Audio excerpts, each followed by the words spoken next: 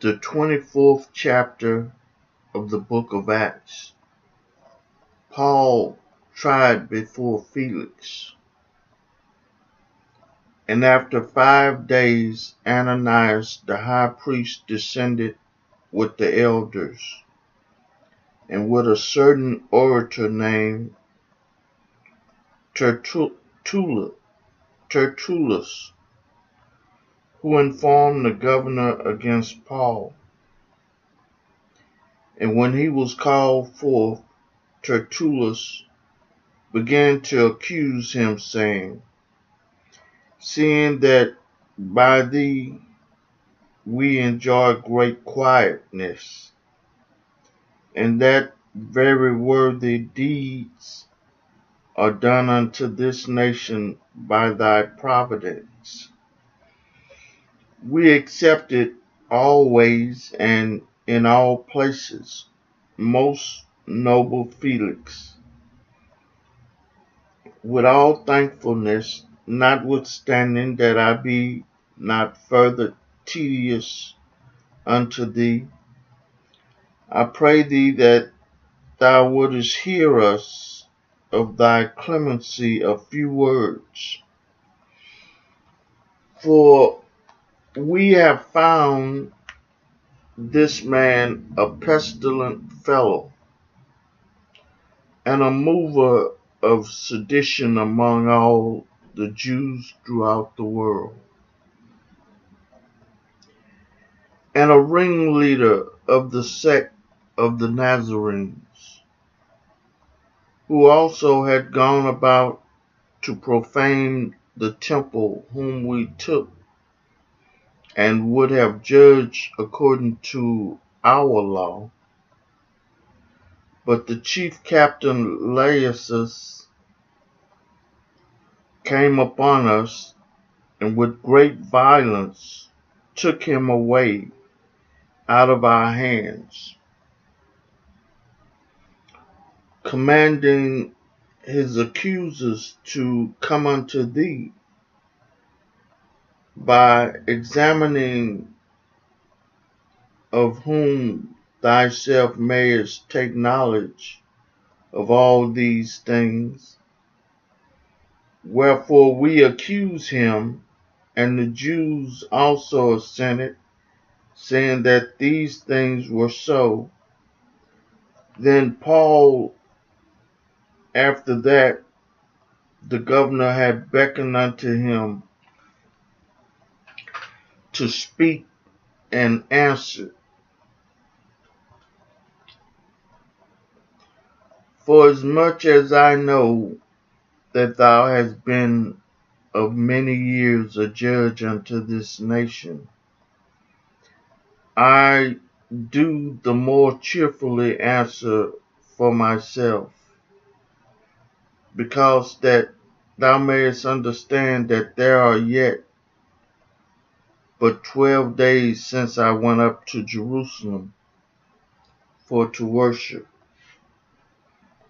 and they neither found me in the temple disputing with any man, neither raising up the people, neither in the synagogues, nor in the city. Neither can they prove the things whereof they now accuse me.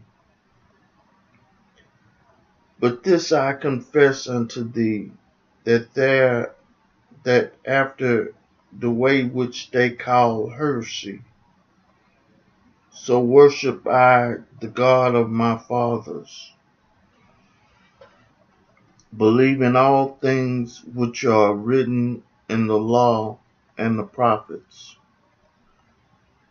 and have hope towards God, which they themselves also allow, that there shall be a resurrection of the dead,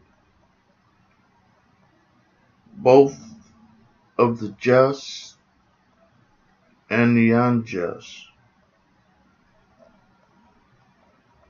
And herein do I exercise myself, to have always a conscience void of offense toward God and toward men. Now after many years I came to bring alms to my nation and offerings, whereupon certain Jews from Asia found me purified in the temple, neither with multitude nor with tumult,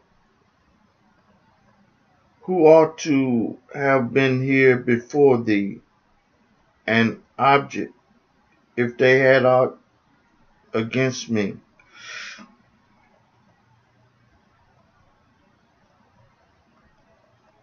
Or else let these same here say, if they have found any evil doing in me while I stood before the council, except it be for this one voice that I cried standing among them, touching the resurrection of the dead. I am called in question by you this day.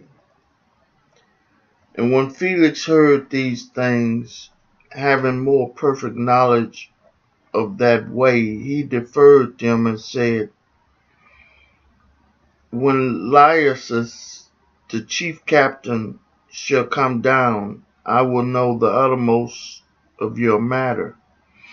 And he commanded a centurion to keep Paul and to let him have liberty, and that he should forbid none of his acquaintance to minister or to come unto him. And after certain days, when Felix came with his wife Drusilla, which was a Jewess, he sent for Paul and heard him concerning the faith in Christ.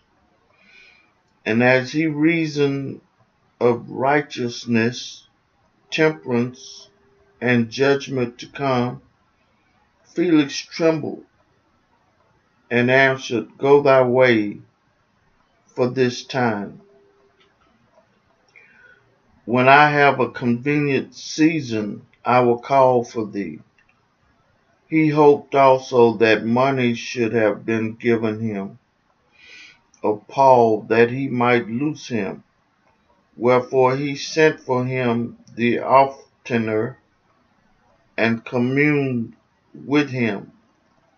But after 2 years, Porcius Festus came into Felix's room, and Felix, willing to show the Jews a pleasure, left Paul bound. I read for you the 24th chapter of the book of Acts.